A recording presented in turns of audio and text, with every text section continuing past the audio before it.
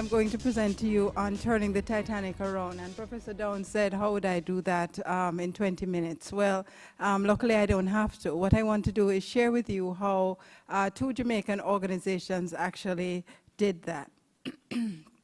Productivity in Jamaica, where I'm from, has declined steadily over the past 20 years. And you see the statistics there. I won't bother to read them to you. Average rate of 0.5% and so on. In addition to that, we have major problems in terms of our motivational levels. And these, of course, would impact our organization. So you see some of the data there. Poor communication. Employees report that they don't know what is happening in their own organizations. They're never consulted on factors that affect their jobs. Mistrust between workers and management, that is almost chronic, according to one researcher. Very high levels of demotivation. Again, one researcher said 3 in 4 people who are working are demotivated. Most employees feel that managers have no concern for their welfare. So with all of that, is it any surprise to us that we do have low productivity in the figures that I just showed you? So to the Titanic, what does that metaphor refer to? As we all know the story of the Titanic, thanks to the movie, and it sank before because it was too late for it to turn around. So to me, the Titanic is the traditional Jamaican organization. It is big. It may look good from the outside because one of the things we can do is look very good in terms of, you know, our presentation, our buildings, and so on. But it is taking on water. And if the situation is not right, it will be in serious problems. Why is it taking on water? Because it has hit this new competitive arena. And everybody here is familiar with what the new competitive arena is. It is something that is manageable, but if you do not take steps to manage it, you will be in serious problems. So as I say in the last bullet, organizations that fail to change direction in time will not succeed in this new economy. So before I get into the 2 case studies that I want to share with you, I just wanted to tell you a little bit about the Jamaican work environment, which would probably be very similar to other work environments in the Caribbean. Our schedules are, shall we say, very flexible, and practice, the way we do things, counts more than principles. And that's a nice way of saying that people don't always follow the rules in the workplace. And the second bullet refers to the fact that there is tremendous loyalty to the group, which may override the organization's actual interests. So people will hire their friends, people will promote their friends, and so on. And also people who see things going wrong will not say it because they believe that the better thing to do is to take care of your friends and the rest of the group. Some research says that this may be a part of what we call the plantation culture. Of course, we know that plantations were dominant in the Caribbean for several hundred years, and they no longer exist, but they do leave a legacy. And as you look at these points that I have here, I'm sure you can identify with many of them that are present in our organization. A lot of stratification based on various different factors. Management that's based on coercion. So we no longer have a whip, but we do have a lot of managers managing by threat, especially when we have high unemployment. You know, if you don't want this job, somebody else is out there who will want it. So it's easier than trying to motivate people. Divide and rule. We pick people who we want, our friends, back to the group scenario, based on inequitable distribution of rewards. So we never know why one person got the job. It is rather cloudy. Limited communication, and by that I'm speaking of top-down communication. But as we all know, communication flourishes in the organization, and that would be the lateral form of communication or informal communication. The grapevine is alive and well, and we know grapevines often do not carry fully accurate information. And there's also a flourishing network of informal leaders. This leads to what I call the spiral of discontent. And if we're to start in the center, managers distrust their employees. They feel that, well, they're lazy and they have to be coerced to work and so on. So what do? They hire a layer of supervisors whose job is just to watch to make sure that they work. And then, of course, we have to get somebody to watch the supervisors work and so on. Management by coercion, as I alluded to earlier. These groups do not get along. There's a lot of distrust between them. There's limited communication. And what we do know is that when groups do not speak to one another, whether it be racial groups, religious groups, and so on, the stereotypes that they have of one another get hardened, and then they become self-fulfilling prophecies. And because these two groups are not speaking, because they're speaking, but they're not really communicating effectively, there's a hardening of views of the other. There's a lot of stereotyping. If I had time, I would share with you some of the things that Jamaican employees had to say about their managers, and some of the things that Jamaican managers had to say about their employees. The end result is demotivated and unproductive employees. I just wanted to mention, like the previous speaker, that of course the slides are available, and I do have a paper. So if you're interested, the paper goes into this in a lot more detail. So that is the background of where we are. And I wanted to share with you two organizations that I believe have successfully avoided the iceberg: Jamaica Money Market Brokers and the National Housing Trust. I could have chosen other organizations, but I wanted to pick for you a small private sector organization and a public sector organization, because I do believe that public sector organizations, they are the driver in this competitive economy, because as we heard, if they don't facilitate, then we cannot grow. And how do they facilitate? It is possible for government institutions to do that. Jamaican Money Market Brokers started in 1992, so it's in fact celebrating 20 years tomorrow. It's the Caribbean's leading brokerage house, and it has a presence in 3 countries. It has been phenomenally successful and has a lot of enthusiastic corporate customers. Back to when it started, Jamaica had a financial crisis within the time period that JMB started. And one of the things that I wanted to highlight was how innovative this company had to be. As a small company started in the financial sector and headed by a woman, it had to come with something very different. So the mere fact that it was able to overcome all the odds, and not just overcome them, but be phenomenally successful, is something we should take note of. Its leaders have won several national awards, and this is a company that has very favorable word of mouth. So I'm going to be looking at the culture of both JMB and the NH2T, the National Housing Trust, because culture is the variable that is going to drive these organizations. And I should have started off by saying that, yes, I'm taking the micro perspective, because we have to understand that people are what will create competitiveness. We are very good in the region at creating structures and systems, but in the end, it is people who are going to drive them. So it's really important we understand how we establish a culture that is going to make that happen. As I speak, I'm hoping you're going to refer back to what I said about the plantation culture. The fact is that in the plantation culture, less equality. And the statement I have here speaks to the equality that this company deliberately tries to integrate. Many financial institutions have the perception, correctly or incorrectly, that they're really only interested in people who have a lot of money to spend. So the fact that this company was able to or conceptualize the concept of we are there for everybody, the little man, as they put it, and it's in our DNA, was one aspect of the culture that's worth noting. Communication, which is a problem on the plantation, in the plantation culture, is very informal at JMB. It is very notable that the CEO of the company is first named to everybody. I don't just mean the management team, to everybody throughout the organization. You will notice when you go there, the structure is open office. People who do have doors have those office doors open most of the time, and so on.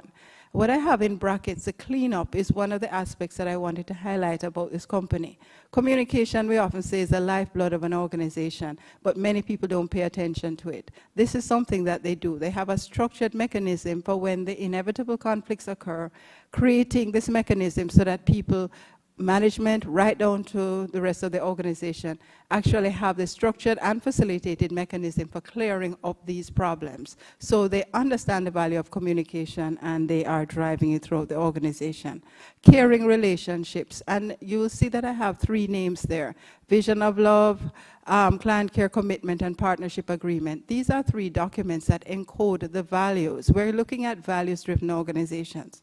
The vision of love speaks to the way that people will operate within the company. It was a document started by the founder of the company and completed by the employees of the company. Fairly long document, read at every meeting and present throughout the organization. The client care commitment is the promises made to clients, not just about what we will do, but the way in which we'll do it. So the process, the way it is done is very important there. And then the partnership agreement is what we call in most organizations the employee code of conduct. That is an agreement that states in incredible detail how we will operate with one another. And I just wanted to highlight one of the things that they mentioned. For example, there's a rule, back to the communication, there's a rule about no gossiping, because they feel that gossiping will erode the integrity of the organization. So caring relationships. And finally, for a financial institution, this is very important, the idea of work being fun.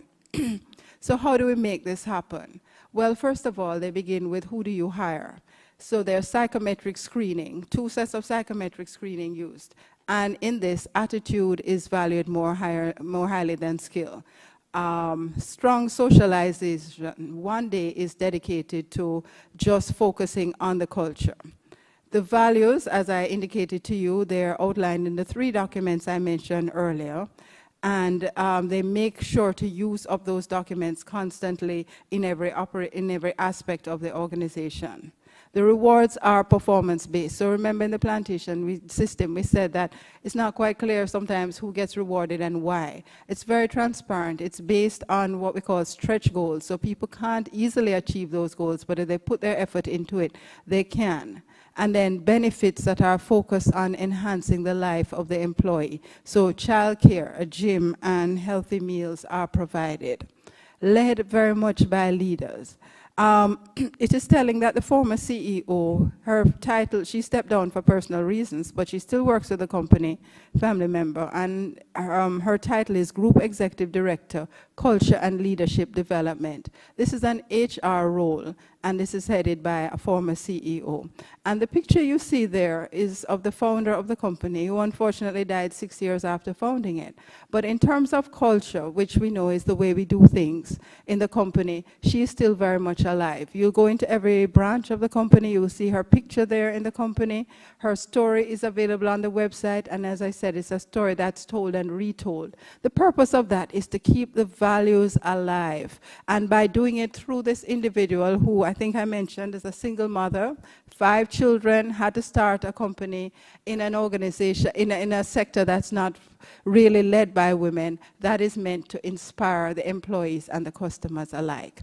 And this picture, just before I leave GMMB, is showing 2 employees who were dressed up. They created these costumes for themselves when Jamaica earlier this year was celebrating our 50th year of independence and our success at the Olympics. And the idea of it is that, remember, this is a company that is led by fun. So this is the first company. The second one I want to focus on is a public sector organization called the National Housing Trust, started in 1976. Housing is a major issue in Jamaica. Many working class and also middle class individuals struggle to be able to afford a home of their own. But home ownership is also something that is very critical to Jamaicans. So the government introduced this in the 70s to try to facilitate home ownership. And I will just say up front, it is difficult, it's very complex. The housing market is really difficult to negotiate, and the variables associated with it, the price of cement, the interest rates and so on, are changing all the time. And they're not able to put what they now call euphemistically housing solutions, because it won't always be a home, fully built home. They're not able to deliver that to every single individual who pays into the scheme. But what they do have is a very positive perception in the Jamaican workplace. They've won several awards for their innovative human and industrial relations practices. And why I highlighted them is that while they have not fully succeeded in their mandate, it is notable the amount of innovation and creativity that they have had to do over all the years of their existence. You see where they're constantly making changes to be able to deliver what it is they're supposed to deliver. A bit about their culture. and I'm going to refer to this later. Their focus is on building a nation, not just houses. Their slogan is the key to your own home, and that could be taken literally as constructing houses. But for reasons that I'll discuss in a minute, it's important that they engage in community development and not just the bricks and mortar aspect of their job. They are very well known for the excellent external customer service. A few years ago, the government introduced a citizens charter which it mandated to be done throughout the government sector. But what is interesting is that they always had the elements of this external customer service. So basically, when that mandate came, they were just encoding it. At the same time, there was always this focus on internal customer service. And like GMMB, they also, for example, have daycare center for their employees. What drives them? TQM and re-engineering. And as you know, from those two are huge. They're basically going throughout the organization to change every aspect.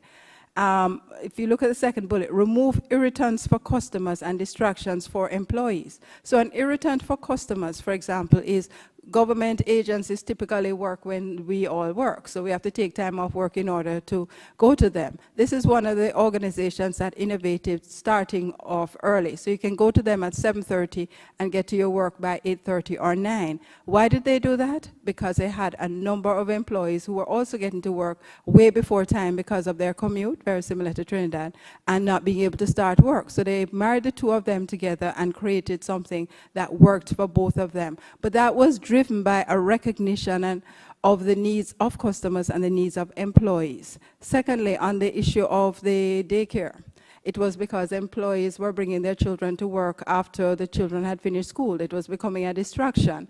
And because of TQM and re-engineering, they said, this is something we have to do, created the center and so on.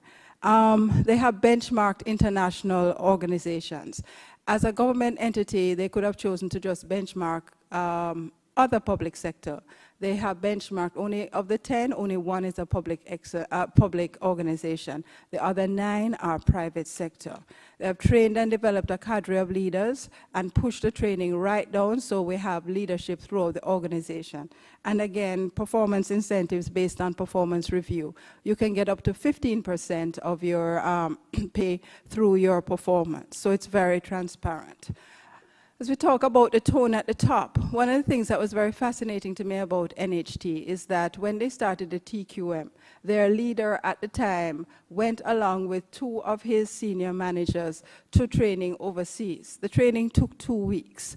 Now, that may not seem like a big thing, but in Jamaica, I can say that generally leaders do not go on training, the top managers. They're very happy to send their employees, but they don't go, and certainly to go for 2 weeks. What that did was it signaled to his employees at the trust that, look, this is something I believe in. So when they all came back, they were energized, but the organization also understood that this was very important. Second very important thing was that the relationship of HR changed. HR used to report into operations manager. HR now reports into the managing director. So that signal just elevated the role of HR. And if you see in the third bullet, HR has adopted the idea that employees at the core of everything we do. They have decided they want to be an employer of choice. And this is a very good strategic move because they need a lot of technical help, engineers and so on, legal people, in order to drive what it is that they do. How do they attract them when they're not always able to pay private sector wages? They do this by trying to create an environment that people will want to work in. And priority is given to customer service. We see that they have won several awards, and it is not by chance. They have targeted it, and this is something that they have targeted. So as we look at the two cultures, the plantation and the new culture of these two organizations, we can see where they emphasize specific values, where employee welfare is a priority, where the goals are broader and more inspiring, where they are more inclusive and where HR plays a very pivotal and strategic role. And in my last slide, what are the lessons that we could draw? Hopefully I've already thought of some of them, but let me just emphasize. The first one is to create a mission that is bigger than just the hard results. The hard results are critical, but if you notice at NHT, they were focusing on building a nation, because that is something that everybody can identify in. We all come from communities, and that was something in the early days and throughout their history that has engaged employees and gotten them inspired. Communicate the values clearly and repeatedly. These are two companies that make their values very explicit so that anybody who working there knows what we stand for. Use the leaders to model the culture in practical and demonstrable ways, and I gave you some examples of that. Have a clear model and paradigm. Both organizations had that. TQM and reengineering and all of these are not the only two, but they do have others. I just wanted to highlight those though. They're driven throughout the organization so that every employee understands what we're doing and why we're doing it. And finally, and very importantly, if we say that people are at the heart of competitiveness, what is the entity that drives people and engages people? It is the HR. So it's very important, and you notice it in both organizations, that HR and the culture, the driving of that culture has been elevated to a strategic level. So, thank you very much.